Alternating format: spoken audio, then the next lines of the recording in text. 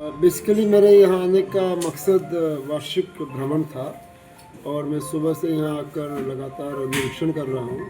Police line का पहले भ्रमण किया, फिर पुलिस कार्यालय का, एस्टैब्लिशमेंट ब्रांच का, अकाउंट सेक्शन का मैंने निरीक्षण किया। उसके बाद अभी क्राइम का निरीक्षण हुआ, जिसमें सभी थानाध्यक्ष और क्षेत्राधिकारी और सभी अधिकारी मौजूद थे।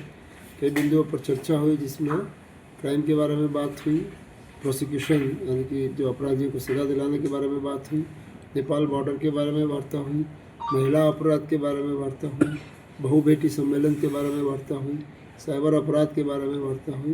तो ये सारी जो पुलिस की प्रक्रिया है, जो कार्रवाई है, उसके संबंध में विचार विमर्श चल। सर, नेपाल ककराव में इमिग्रेशन सेंटर नहीं है, उसके बाद भी सर बसें यहाँ से पार हो रही हैं। अभी कुछ दिन पहले खुनवा बॉर्डर पर उसी बसों में थाईलैंड का गांजा बरामद हुआ था। तो ऐसे में लगता नहीं कि सर सुरक्षा के साथ खिलवाड़ हो रहा है?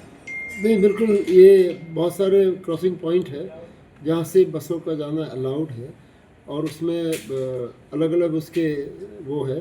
कई जगह पे खाली लोकल नागरिक ही आ जा सकते हैं, कई जगह पे बसें जाती है, वाहन अलाउड है, कई जगह पे विदेशी नागरिकों का इमिग्रेशन अलाउड है।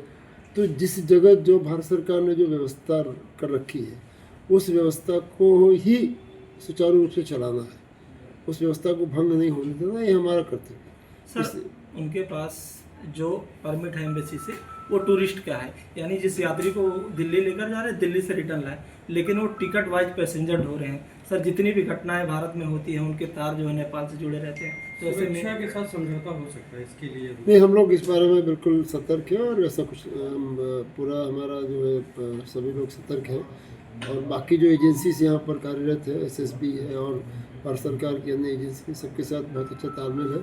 आपको याद होगा, कुछ दिनों पहले मैं बढ़नी भी गया था, वहाँ भी मैंने सबके साथ एक जॉइंट बैठक की थी। फिर मैं महाराजगंज सोनौली बॉर्डर पे गया था। तो ये कार्रवाई हमारे अधिकारी, हमारे एसपी, हमारे डीआईजी रेंज, मैं स्वयं और नीचे लेवल तक हम लोग आपस में तालमेल बना के काम कर रहे हैं, ताकि कोई इस तरह की जो आप बता रहे हैं, इस तरह कोई चूक ना होने।